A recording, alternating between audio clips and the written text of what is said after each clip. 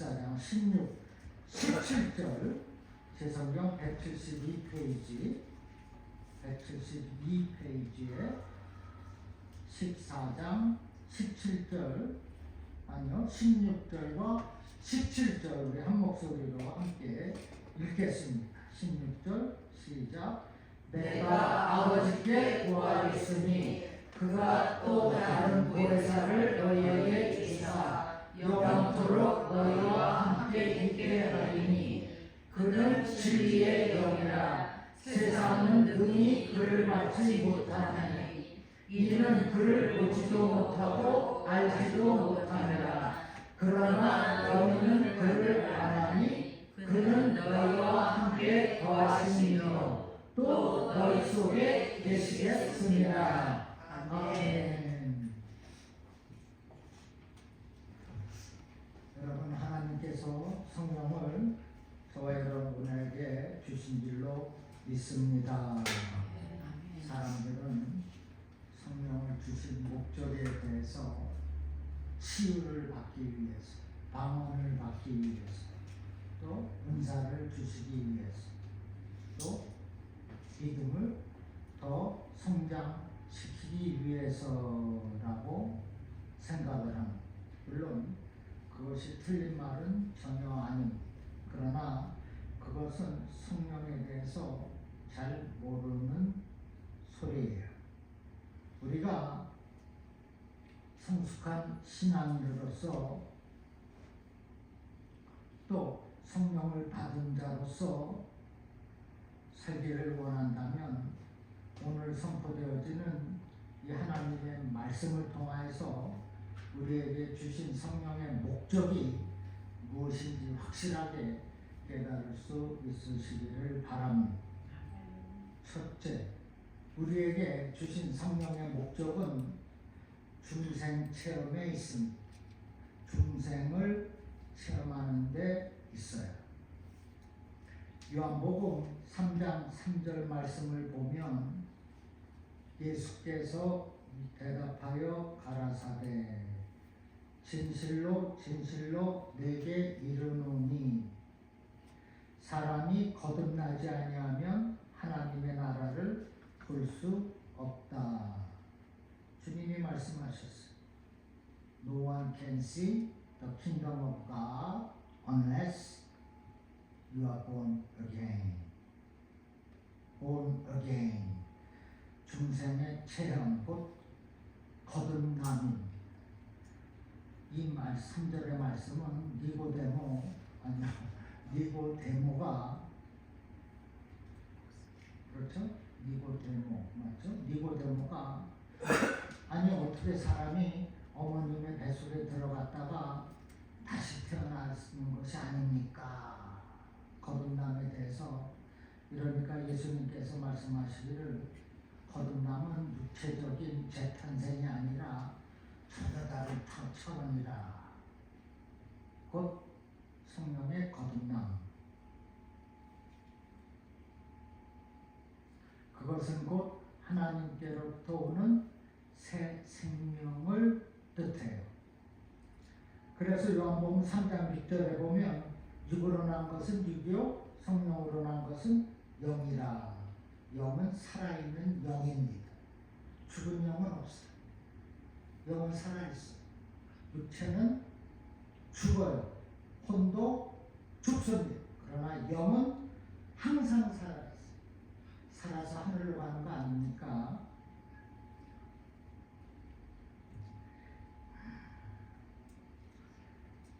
성령으로 난 것은 영이라. 성령으로 새로운 존재로 변화된 것.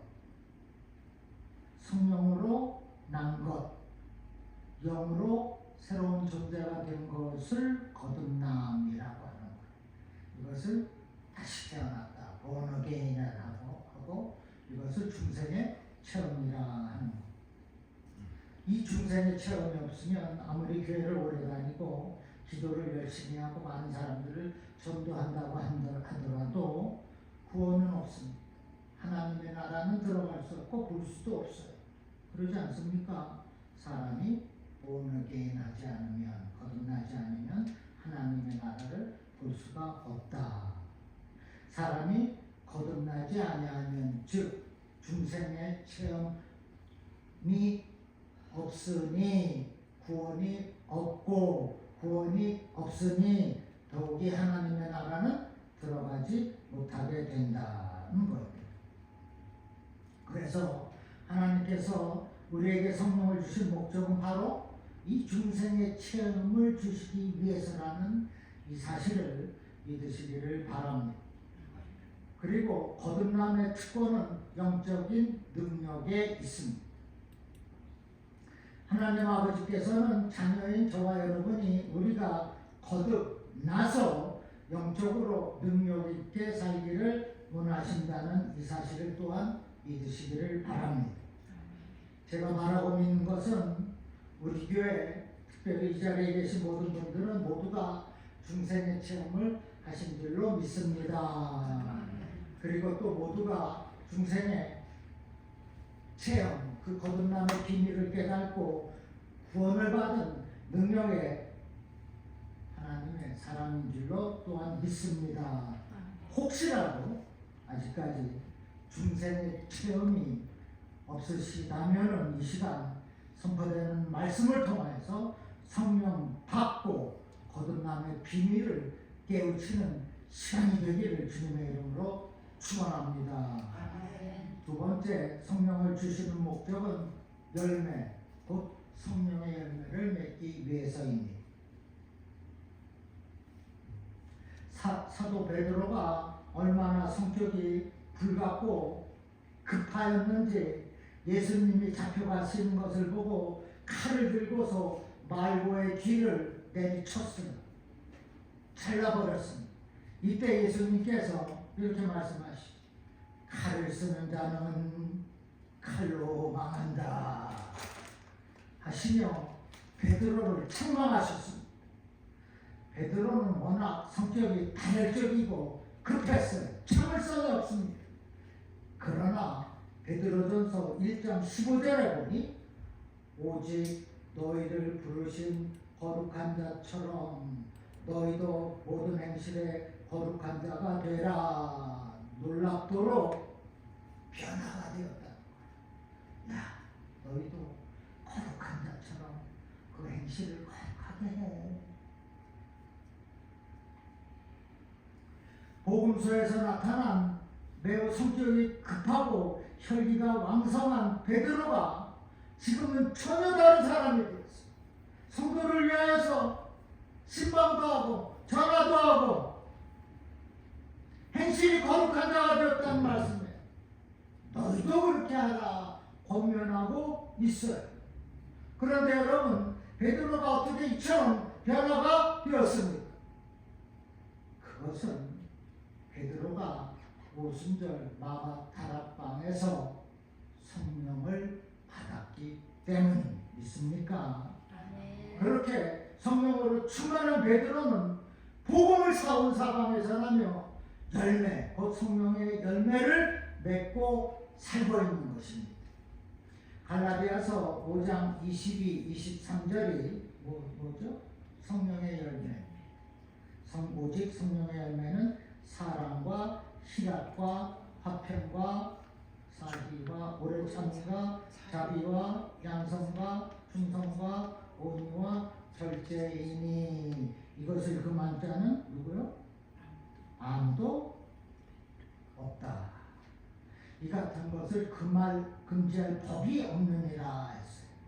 이 말씀처럼 베드로가 성령의 열매를 맺는 변화가 있었다는 것, 거룩한 행실을 하고 있는 것.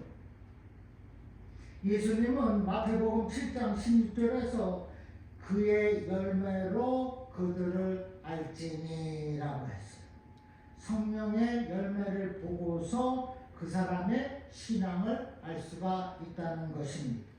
여러분은 신앙에 좋은 이 열매를 맺으라고 성령을 보내주신 줄로 믿으시기를 바랍니다. 그래서 여러분의 삶 속에서 뭐죠? 사랑, 희락, 화평, 오래 참음, 자비, 양성, 충성, 온유, 절제 이와 같은 성령의 열매를 맺으며 사시기를, 그래서 성령을 보내주신 줄로 믿으시기를 주님의 이름으로 또한 축원드립니다. 세 번째, 복음 전파를 위해서 성령을 주셨어요. 우리가 성령의 은사로 병도 고치고 귀신도 쫓아내고 이적을 행한다. 이것이 무엇을 의미하는 것일까요? 복음의 증인이 되라는 소리입니다. 복음의 증인이 되라고 하나님께서 그와 같은 은사와 성령과 능력을 주셨다는 것입니다. 사도행전의 중심의 핵심 말씀이 무엇이죠? 1장 8절입니다. 오직 성령이 너희에게 임하시면 너희가 무엇을 받고?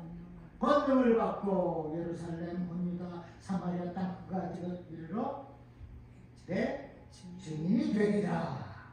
예수님이 제자들에게 분부하신 말씀이에요. 여기 핵심은 오직 성령. 오직 성령이 권능을, 능력을 준, 그래서 복음의 증인이 되게 하신다는, 그렇게 역사하시는 성령을 주신 목적이 무엇입니까? 증인, 복음을 전하라고 주셨다는 겁니다.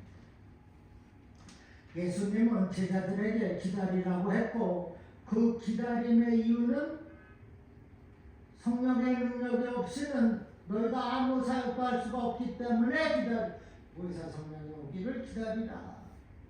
그래서 그 성령을 가지고 복음의 증인이 되거라 말씀하고 있는 것입니다. 그래서 여러분이 복음의 증인이 되기를 원한다면 성령의 권능을 받아야 하는 것입니다. 그렇게 말씀하고 있는 것. 성령의 권능이 없이는 복음의 증인의 역할을 제대로 할 수가 없다는 말씀이에요. 성경에 보면은 보내는 선교를 참으로 잘한 교회가 있어요. 그 교회가 빌립보 교회입니다. 보내는 선교가 무엇입니까? 나는 선교지로 가지 못하지만은 나를 대신해서 간 그 선교사님들을 기도로 돕고 물질로 돕는 것을 보내는 선교라고 하는 겁니다. 사도 바울은 빌립보 교회가 얼마나 열심히 보내는 선교를 잘 감당하고 있는지를 말씀한 거예요. 현재 우리 교회도 보내는 선교를 6분의 선교사님들을 도우면서 감당하고 있습니다. 이 말씀을 준비하면서 제가 선교사로 파송을 받고 선교지로 5박 6일 차를 몰고 가던 그때가 너무나 기억이 나왔어요. 십자가 운명들 한 100번을 불렀어요. 참 그 해변가를 통해 갖고 투스판 땅 빚고 쭉 내려서 베라크루즈 유카탄 메리다. 베라크루즈 아십니까? 영화 베라크루즈 서부 영화가 있었어요. 얼티간 캐스터가 주연.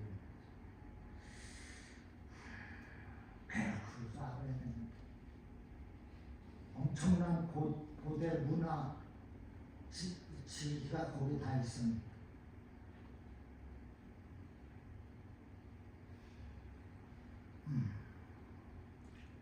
정말 열정의 성도를 했어요. 후회 없는 성도를 10년 했어요. 나중에 생각해보면 제 자랑이 아니라 10년 11조를 드렸구나 하는 생각이 들어서 얼마나 감사했는지 모르고, 그래서 여기까지 하나님이 오게 하신 것 같아요. 우리가 기도와 물질로 보내는 선교를 하면 선교하고 보내는 선교를 하는 그 마음과 그 손길을 하나님께서 확실하고 분명하게 축복하시는 줄로 믿으시기를 바랍니다. 사도행전에서 27장에서 바울이 복음을 전하다가 얼마나 많은 핍박과 어려움을 겪게 되었는지를 알 수가 있어요. 더군다나 그 도시를 지배하고 있는 마술사들의 그 각한 영들과의 영적인 싸움도 크게 있었습니다. 이때 바울은 조금도 위축되지 않고 성령의 그 충만한 능력으로 병자들을 고치고 마술사들과 영적 그 싸움에서 승리했어요. 그 결과 복음의 씨앗이 뿌려지게 되었고 많은 주위의 영혼들이 구원받는 놀라운 역사가 일어나게 되었습니다. 오늘날에도 그 성령께서 동일한 이 성령이 똑같이 역사하신 병을 고치고 귀신을 내쫓고 기적을 행하신 믿습니까?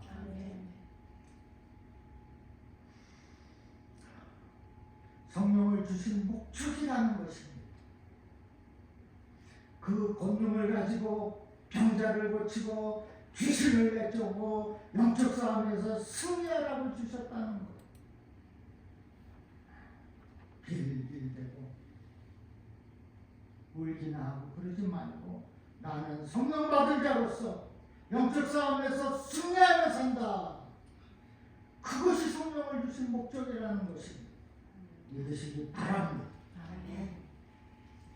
분명 오늘날에도 성령께서 놀랍도록 역사하신 일으키신 과학이 발달하고 삶 수준이 높아졌다고 하더라도 그 선교 현장에서 역사하신 그 성령님은 똑같이 이 성령님으로 똑같은 역사와 기적을 다 일으켜 주신다는 것입니다. 그 복음의 능력으로 놀랍도록 역사가 나타나게 되는 것을 믿으시기를 바랍니다. 그래서 성령이 임하시면 교회가 되어요. 현장이 변합니다. 주민들이 구원을 받게 되어 있어요. 그 땅 자체와 그 지역을 변화시키는 하나님의 임재가 있는 것입니다. 그래서 복음이 막힌 곳은 열리는 역사가 나타나고 사람들의 닫힌 마음이 열려지고 오래된 그 영적 장벽은 무너지게 되는 겁니다. 성령이 임하시면 말씀을 듣는 자의 신령이 깨지는 거예요. 그 신령이 변화가 되는 겁니다. 어둠의 그 권세는 물러나게 되어 있어요. 사도행전에서 성령 받고 복음을 전파할 때마다 성령의 역사가 나타났고 귀신은 떠나갔고 도시 전체가 아예 뒤집혔습니다.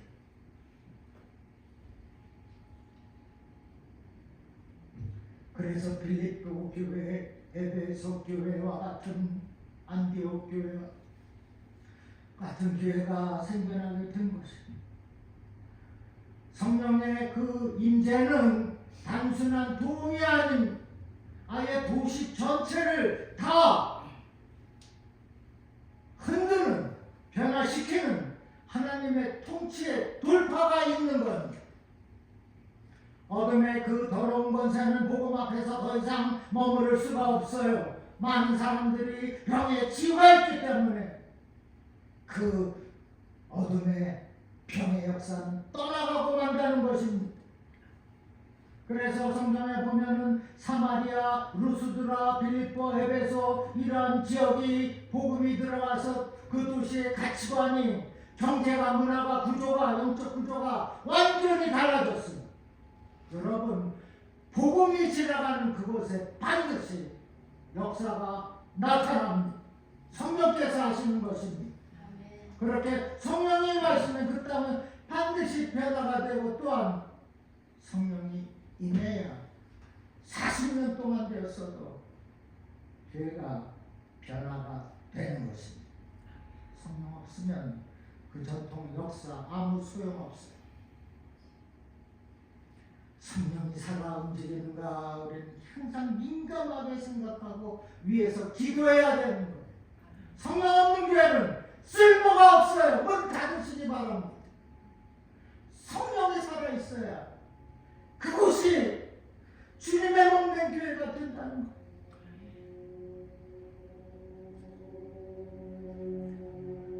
그러므로 여러분에게는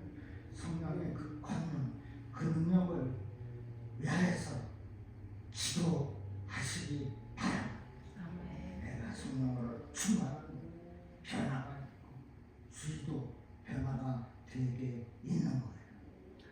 그 땅도, 그 지역도, 그 교회도 반드시 변화가 됩니다.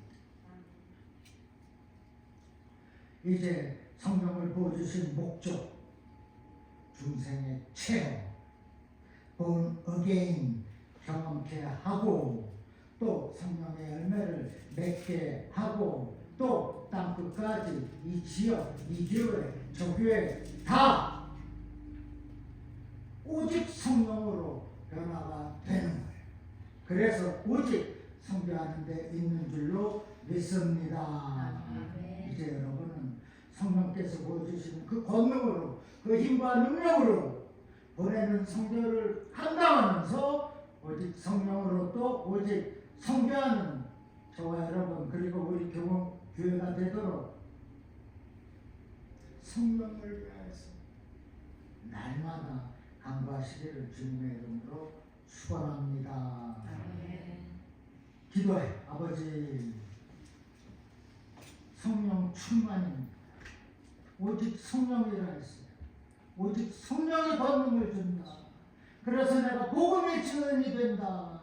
그래서 내가 보내는 성도를 적극적으로 감당할 수가 있다.